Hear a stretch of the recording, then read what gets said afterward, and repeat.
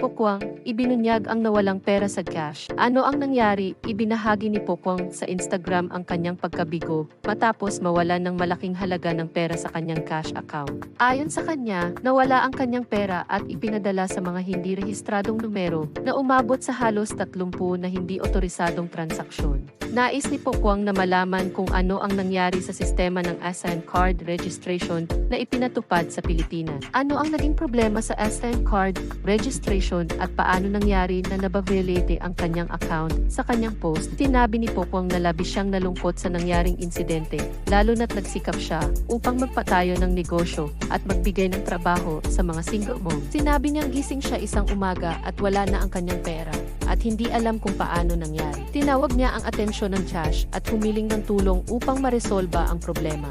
Ano ang gagawin ng Cash upang maprotektahan ang mga account ng kanilang mga user at maiwasan ang ganitong mga insidente sa hinaharap? Marami sa mga followers ni Pokwang ang nakiramay sa kanyang sitwasyon at nagbahagi ng kanilang karanasan tungkol sa pagkawala ng pera sa kanilang sariling cash account. Agad na naging usap-usapan ang issue sa social media, kaya't maraming tao ang naglabas ng kanilang mga saloobin tungkol sa seguridad ng mobile payment service. Bakit maraming tao ang nakakaranas ng ganitong problema sa cash? At ano ang dapat gawin upang maibalik ang tiwala ng mga user sa platform? Matapos ang post ni Pokwang, naglabas ng pahayag ang Cash. Ayon sa kanila, ligtas ang mga account ng mga user at ang pagkawala ng pera ay sanhi ng mga error sa kasalukuyang reconciliation process. Bagaman may paliwanag ang Cash, marami pa rin ang nagduda sa kaligtasan ng kanilang mga account at kung paano nangyari ang mga ganitong pagkakamali. Paano nila aayusin ang isyung ito at paano nila matitiyak ang kaligtasan ng mga pera ng kanilang mga user?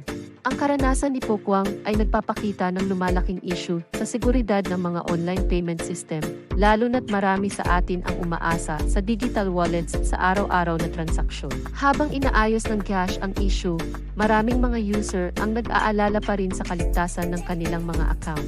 Ano ang mga hakbang na dapat gawin upang maprotektahan ang mga perang pinaghirapan ng mga tao? Makakayanan ba ng mga payment apps na harapin ang mga ganitong hamon?